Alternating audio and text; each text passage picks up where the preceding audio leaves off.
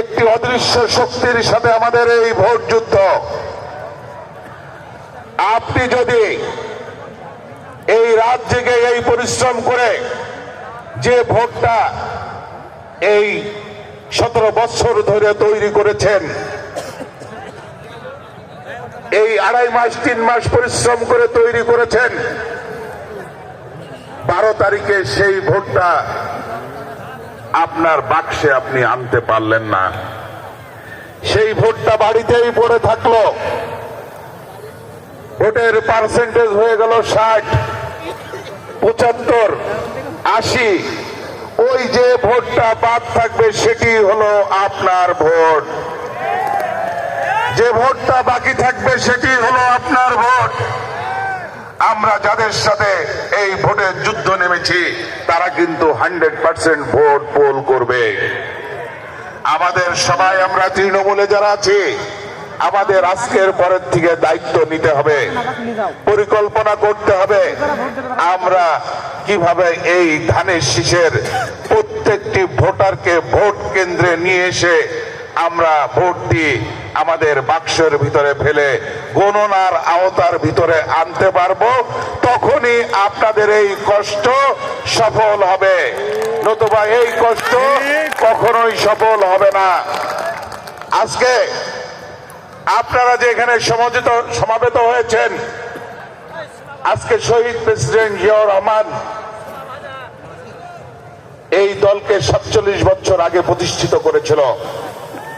আজকের এই 54 বছর বাংলাদেশে আমাদের 47 বছরের এই পথ চলা, এই 47 বছরের পথ চলাই আমরা এই বাংলাদেশকে কতটুকু দিতে পেরেছি, এই রাষ্ট্রকে কতটুকু দিতে পেরেছি, বাংলাদেশের জনগণের কাছে কতটুকু আমরা কাছে পৌঁছাতে পেরেছি।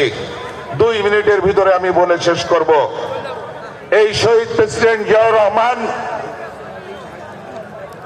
রাষ্ট্র ক্ষমতা নেওয়ার পর বাংলাদেশের কৃষকদের জন্য, এই দেশকে সমৃদ্ধশালী করার জন্য, স্বনির্ভর বাংলাদেশ তৈরি করার জন্য হাইব্রিডের বীজ কৃষকদের হাতে তুলে দিয়েছিলেন এবং সেই হাইব্রিড বীজের সেচের জন্য স্বেচ্ছায় খাল খনন করেছিলেন সারা বাংলাদেশের মানুষকে সাথে নিয়ে, এবং সেই খাল খননের মধ্য দিয়ে কৃষকদের ভাগ্যের চাকা ঘুরিয়ে দিয়েছিলেন, কৃষকদের স্বনির্ভরশীলতা তৈরি করেছিলেন। আজকে আপনাদের যে সন্তানরা দেশের বাইরে আছে, প্রথম জনশক্তি রপ্তানি শহীদ প্রেসিডেন্ট জিয়াউর রহমান করেছিলেন সৌদি আরবের সাথে চুক্তি করে।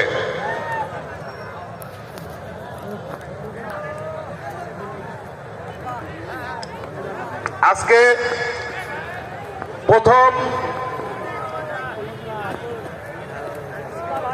শিক্ষার বিনিময়ে খাদ্য কর্মসূচি বেগম খালেদা জিয়া তৈরি করেছিলেন। প্রাথমিক বিদ্যালয়গুলোতে নারীদের 50%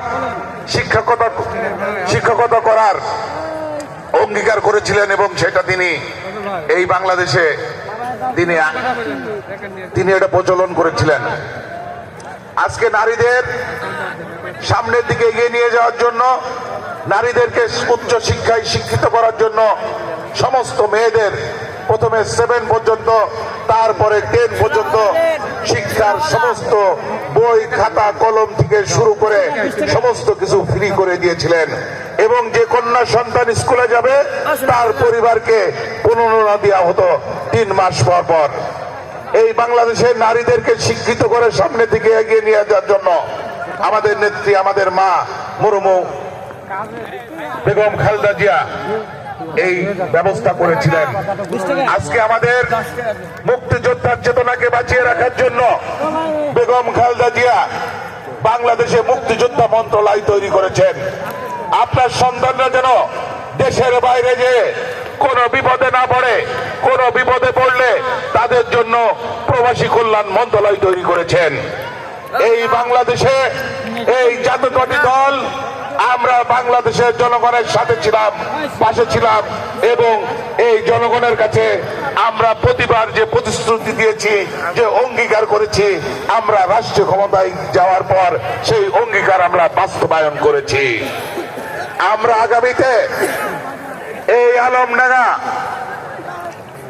আলমডাঙ্গা 15টি ইউনিয়ন, একটি পৌরসভা, এই আলমডাঙ্গাতে কোনো সুচিকিৎসার জন্য হাসপাতাল নাই। আমাদের 90% মানুষ চিকিৎসার জন্য কুষ্টিয়া এবং রাজশাহীতে যাওয়া লাগে। আমরা এই আলমডাঙ্গাতে আমরা একটি বড় হাসপাতাল আমরা তৈরি করতে চাই। আমাদের আলমডাঙ্গা উপজেলার মানুষকে যাতে চিকিৎসার জন্য অন্য জেলাতে যাওয়া না লাগে। আমাদের দল থেকে ইতিমধ্যে আমাদের চেয়ারম্যান জনাব তারেক রহমান উনি বলেছেন, আমাদের প্রতিটি ইউনিয়নে যে কমিউনিটি ক্লিনিক আছে, সেই কমিউনিটি ক্লিনিক গুলো মিনি থিয়েটারে রূপান্তরিত করে আমরা প্রত্যেক ইউনিয়নের স্বাস্থ্য সেবা প্রত্যেক ইউনিয়নেই আমরা নিশ্চিত করতে চাই। আমরা রাষ্ট্রীয় সেবা দানকারী যত প্রতিষ্ঠান আছে, সমস্ত প্রতিষ্ঠানে আমরা দুর্নীতি মুক্ত করতে চাই। প্রশাসনিক দুর্নীতি আমি মুক্ত করতে চাই। আপনারা সবাই সাথে থাকবেন। আপনাদের সন্তানদের জন্য সরকারি চাকরি নিতে একটি টাকাও আপনাদের দেওয়া লাগবে না। এই আলমডাঙ্গা এই মাঠে দাঁড়িয়ে আমি বলে গেলাম, আপনাদের সরকারি চাকরির জন্য কোনো উপঢৌকন দেওয়া লাগবে না।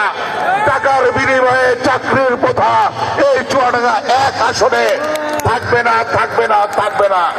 মেধা ভিত্তিতে আপনার সন্তানদের চাকরি হবে। আমি শুধু আপনাদের সমস্ত পরামর্শ নিয়ে, আপনাদের চেতনা, আপনাদের ভাবনা, আপনাদের সন্তানদের আগামী ভবিষ্যৎ, সুন্দর একটি পরিবেশ, শিক্ষার পরিবেশ, ক্রীড়াঙ্গনের পরিবেশ, সুচিকিৎসার পরিবেশ সহ সামাজিক যে পরিবর্তন আছে সেই পরিবর্তন করতে চাই। মাদক মুক্ত সমাজ তৈরি করতে চাই, চাঁদা মুক্ত সমাজ তৈরি করতে চাই, দুর্নীতি মুক্ত সমাজ তৈরি করতে চাই। আমি আপনাদের নেতা নয়, আমি আপনাদের ভাই অথবা আপনাদের সন্তান। আমি আপনাদের ভাই অথবা সন্তান। আমি আপনাদের সাথে নিয়ে কাঁধে কাঁধ মিলিয়ে বাকি জীবনটা আপনাদের সেবক হিসাবে থাকতে চাই। আপনাদের সুখে দুঃখে বিপদে আপদে আপনাদের সঙ্গী হতে চাই। আপনারা ইতিমধ্যে দেখেছেন